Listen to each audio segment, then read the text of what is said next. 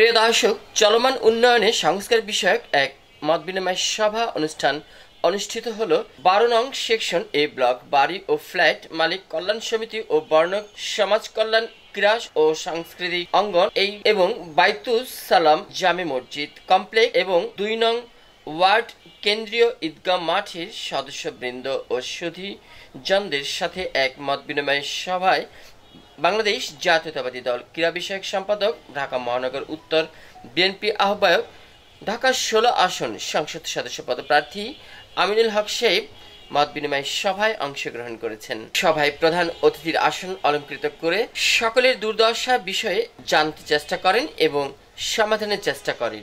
উক্ত অনুষ্ঠানে বিশেষ অতিথি হিসেবে উপস্থিত ছিলেন ঢাকা মহানগর উত্তর বিএনপি যুগ্ম আহ্বায়ক ৬ নং ওয়ার্ড কৃতি সন্তান এবং সমাজসেবক মাহবুব আলম মন্টু। প্রিয় দর্শক, উক্ত অনুষ্ঠানটির সার্বিক দিক নির্দেশনায় এবং বিশেষ অতিথি হিসেবে উপস্থিত ছিলেন ঢাকা মহানগর উত্তর বিএনপির সদস্য ও ঢাকা সিটি কর্পোরেশন ২ নং ওয়ার্ড সাবেক সফল দুইবারের কাউন্সিলর সাজ্জাদ হোসেন মোল্লা। বিশেষ অতিথি হিসেবে উপস্থিত ছিলেন ঢাকা মহানগর উত্তর পল্লবী থানা বিএনপি আহ্বায়ক মোহাম্মদ কামাল হোসেন খান, অত্র এলাকার গণ্যমান্য ব্যক্তিবর্গ।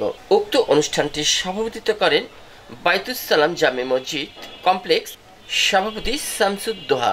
অনুষ্ঠানে উপস্থিত ছিলেন সঞ্চালনায় সহযোগিতায় বাইতুস সালাম জামে মসজিদ কমপ্লেক্স সদস্য ২ নং ওয়ার্ড বিএনপি নেতা শামসুজ্জোহা স্বপন।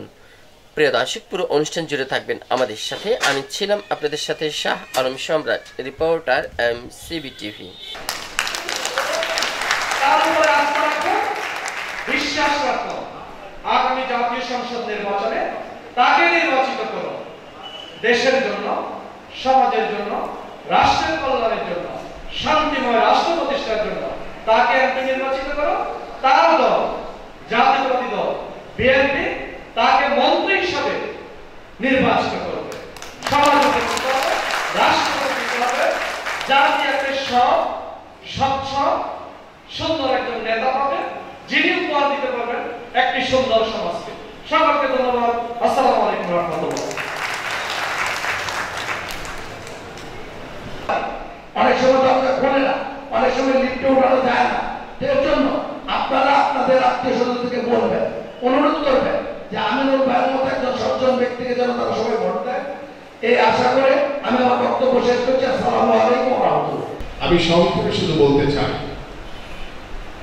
আমি আজকে হয়তো বা অনেকেই ভাবতে পারেন যে আমি হয়তো বা নির্বাচনের আগে এখানে উপস্থিত হয়েছি আপনাদের সাথে কথা বলার জন্য। এটা সত্য, এটা মিথ্যা না। কিন্তু আরেকটি সত্য কথা রয়েছে, সেটা হচ্ছে যে আজকে হয়তো বা আমরা বসেছি, কিন্তু আল্লাহ পাক যদি আমাকে আগামী ফেব্রুয়ারি নির্বাচনে নির্বাচিত করে আপনাদের ভোটে, দেশের সাধারণ মানুষের ভোটে, আমি নির্বাচনের পরে আমি আরো অনেক বেশি আপনাদের সাথে বসবো। কারণ আমি রাজনীতি করি আপনাদের জন্য, আপনাদের মাধ্যমে আমি এই সমাজের পরিবর্তনটা করাতে চাই। আপনারা আমাকে সন্তান হিসেবে যেভাবে পরামর্শ দিবেন আমি ঠিক সেই কাজটি করতে চাই। প্রিয় উপস্থিতি, আমি আমার বক্তব্য দীর্ঘায়িত করব না। আপনাদের সকলকে আন্তরিকভাবে ধন্যবাদ এবং কৃতজ্ঞতা জানিয়ে আমি আমার বক্তব্য